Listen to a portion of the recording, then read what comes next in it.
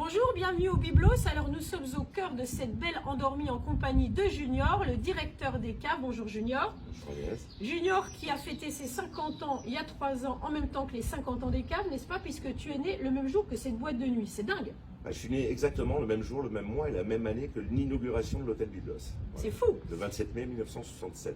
Voilà, donc un taureau. Non, un gémeau. Ah, un gémeau, ah, ambivalence, c'est-à-dire ambivalence, c'est assez toi puisque tu as deux casquettes. Un, c'est un homme de nuit et deux, c'est un homme de jour très sportif qui gère deux clubs importants à Saint-Tropez, le club de tennis qui est sur la route des plages et le club de foot. Tout à fait. Alors, très actif, levé tôt d'ailleurs pour un homme de la nuit, etc. Enfin, ces temps-ci en même temps, tu n'es pas très occupé la nuit. Non, pas trop. Bon, alors je vais te soumettre à ce fragment du dictionnaire du discours confiné qui a 3 questions. Nous allons parler en même temps de cette situation actuelle, de comment tu la vis, comment tu la vis à Saint-Tropez. Donc si je te dis confinement, à quel mot associes-tu ce mot? Moi, je pense que mon avis sur le mot confinement doit changer tous les jours. Mais ce qui revient le plus souvent, c'est quand même tristesse, parce qu'il ne faut pas qu'on enlève le nombre de morts dû à cette pandémie. Tristesse pour l'après, tristesse pour l'actuel. On est bientôt début mai, village endormi. Enfin, je pense aux plagistes, aux restaurateurs, enfin à tout le monde, quoi. Alors justement, toi tu village endormi, toi un peu endormi par force, mais tu ne l'es pas du tout. Je sais que tu es très actif sur les réseaux. Tu as d'ailleurs mis à la une de ta page Facebook la photo du professeur Raoult. Tu es actif, tu suis l'actualité, tu suis même les avis du Conseil d'État. Enfin, tu es vraiment très impliqué là-dedans. Qu'est-ce que tu as découvert de toi justement pendant cette période? Est-ce que tu es encore plus impliqué que d'habitude? Est-ce que tu t'es découvert même comment dirais-je, des velléités politiques? Non, pas de velléité politique. Je pense que dans un climat comme ça mondial, il faut regarder un peu ailleurs pour se donner une idée de ce qui nous attend. Quand je vois la situation italienne où ils parlent de déconfinement le 4, ils auront une semaine d'avance sur nous. Déconfinement début juin pour les hôtels-restaurants en Italie. Est-ce que ça nous donne une idée de quand nous, mes amis restaurateurs, hôtels, bars, parce que je me place encore à part, de quand on pourra déconfiner et réouvrir les établissements. Je regarde la situation de la Nouvelle-Calédonie qui a déconfiné il y a 8 jours pour voir l'évolution des cas, s'il y a plus de cas du fait, parce qu'eux ils ont déconfiné entièrement, c'est-à-dire hôtels, restaurants, tout sauf les bars. Donc ça va être sûrement un autre problème. Oui. Donc je regarde la situation pour voir si la situation évolue d'un point de vue nombre de réa, nombre de cas. Pour l'instant, elle n'a pas évolué, mais qu'on en est sur 14 jours. Enfin, j'essaie de suivre, quoi. J'essaie de suivre pour voir à peu près ce qui nous pend au nez. Alors, qu'est-ce que tu penses finalement de cette gestion qui vient d'en haut, il faut quand même le dire, hein, comment tu vois les choses? Est-ce que tu es, comme beaucoup de tes amis ici, de tes collègues aussi, pour une gestion avec les particularités locales? Et moi, je pense que c'est la base de tout, parce que bien que personne ne leur envie leur situation, quels que soient les salaires perçus ou quoi que ce soit, je pense qu'aujourd'hui, la situation d'Édouard Philippe, elle est quand même pas super simple. Mais je pense qu'à la base, on tourne vraiment, je pense qu'on tournera quand même vers ça, un peu plus de localisme, de préfet de région, de préfet du Var, je parle pour nous, de maire. Parce qu'une situation parisienne n'est pas une situation, on l'a vu, du sud-ouest, n'est pas non plus une situation du Grand Est où c'est parti en folie de suite, et n'est pas la situation d'ici. On ne peut pas prendre une décision pour Paris et sa couronne, et une situation pour Saint-Tropez, Sainte-Maxime, Ramatuelle, le plan de la Tour, quelle qu'elle soit. Qu'est-ce qu'on sait d'ailleurs de la situation du territoire, là, de la situation du pourcentage de gens atteints? Comment ça se porte ici? Je pense qu'on fait partie des départements les moins touchés, malheureusement touchés, mais les moins touchés.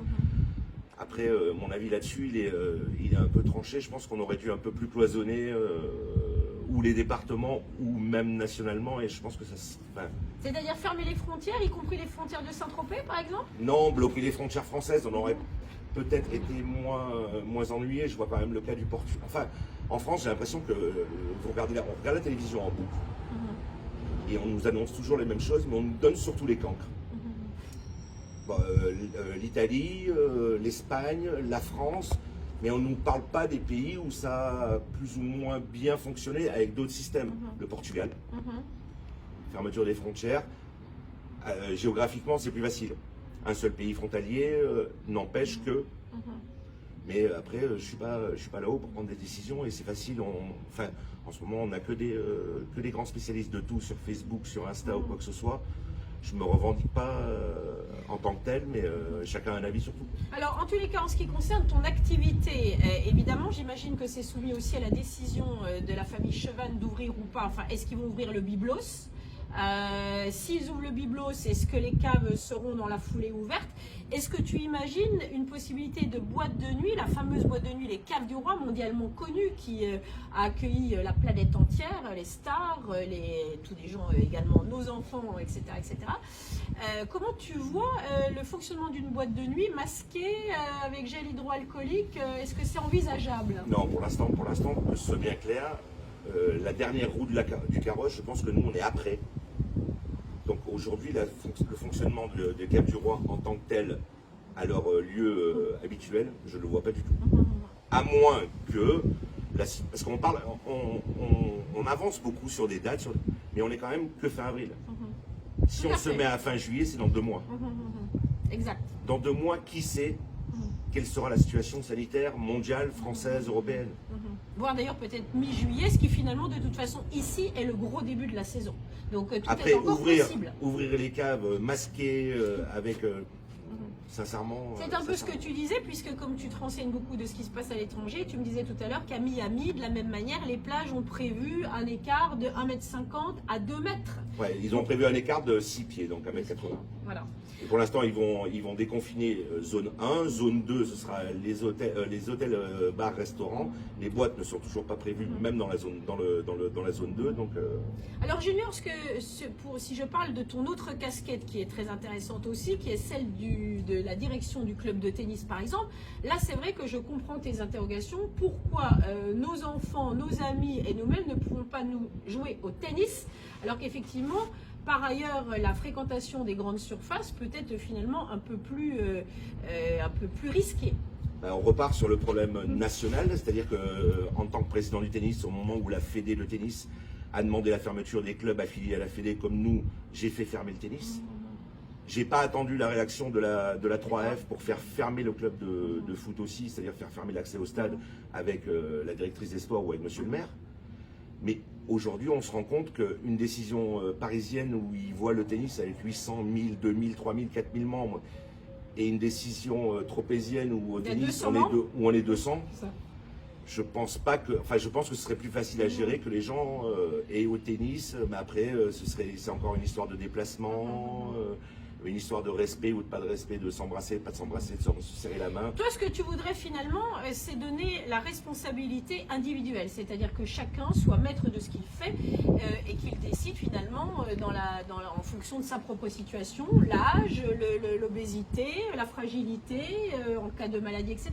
Ce qui te gêne, si je comprends bien, c'est un peu une espèce de décision qui vient d'en haut et qui t'est imposée. Bon, il faut bien qu'il y en ait un qui prenne, la décision là-haut, je peux le comprendre. Au bout de 4 semaines, quand on voit que des départements côté ouest de la France ne sont pas touchés et qui sont soumis aux mêmes règles que nous, ça devient un peu incompréhensible. Il y a un autre aspect dont on va parler, c'est l'aspect économique. Bon, on sait que les Caves du Roi, c'est une boîte qui cartonne. Je ne connais pas les chiffres, mais tu vas peut-être au moins nous donner quelques chiffres sur la fréquentation. Les Caves du Roi, c'est ouverture à Pâques depuis que le monde est monde, fermeture à la fin de la New Lark, enfin des voiles de Saint-Tropez. Et quand on rentre dans le vif du sujet du 10 juillet à fin août, c'est entre 600 et 800 personnes tous les soirs à l'intérieur. Et presque le même nombre à l'extérieur qui attendent. D'accord, avec des records de vente de champagne phénoménales. Avec souvent des records de vente de champagne. Voilà. Donc là, il va y avoir évidemment, c'est même pas un manque à gagner, c'est un gouffre total si ça ne s'ouvre pas. Mais évidemment, beaucoup de gens de plus petite envergure, bien évidemment, seront atteints. Donc cette question économique, comment tu la vis, toi? Moi, je pense qu'aujourd'hui, le manque à gagner, c'est une chose. Moi, je suis en contact direct avec Antoine Chevannes, le propriétaire de la maison, et la famille Chevannes. Aujourd'hui, c'est pas le problème numéro un. Le problème numéro un aujourd'hui, c'est les employés. Aujourd'hui, l'hôtel Byblos, c'est 300 employés, les caves, c'est 42 employés. Aujourd'hui, c'est que tout le monde puisse s'en sortir indemne à la fin de cette histoire de Covid. Oui, parce que justement, comment ça se passe pour des saisonniers? Autant on sait que des entreprises peuvent mettre effectivement leurs employés salariés au chômage partiel. Comment ça se passe pour des saisonniers? Comment ils attendent? Comment ils font? Ben, ils attendent avec le chômage, mais je les suis semaine après semaine. On a monté un groupe WhatsApp avec tous ceux des cas pour que je sache à peu près quels sont les problèmes. Enfin, les problèmes aujourd'hui, c'est des problèmes de jours de chômage qu'il reste. Je pense que la maison se tourne plutôt vers embaucher tout le monde et passer tout le monde au chômage partiel. D'accord. Pour sauver, parce qu'après, il n'y a pas juillet-août, il y aura encore tout l'hiver jusqu'à avril l'année prochaine. Alors Junior, pour terminer, quelle est pour toi la prochaine étape? Qu'est-ce que tu attends par exemple du discours d'Édouard Philippe? Qu'est-ce que tu attendrais? Je pense qu'on n'attend plus grand-chose du discours d'Édouard Philippe. Il va annoncer les modalités de déconfinement. On les connaît à peu près. Le sport n'a pas l'air primaire pour l'instant. Nous, personnellement, le football s'est arrêté. Donc, les championnats sont bloqués, c'est fini, c'est réglé. Je parle amateur. Le tennis, je pense qu'il y a une faille dans le système d'arrêter l'associatif qui dépend de la FFT, pardon. Et ce qui dépend de la municipalité, peut-être réouvrir les tennis en les gérant à l'heure, jour. Donc j'espère déjà que ça, et après le reste, déconfinons, je croise les doigts pour que tout se passe bien pour tout le monde. Nous aussi. Merci Junior et bonne journée finalement, toi qui es devenu un homme de jour complètement. J'adore, merci à tous. Au revoir.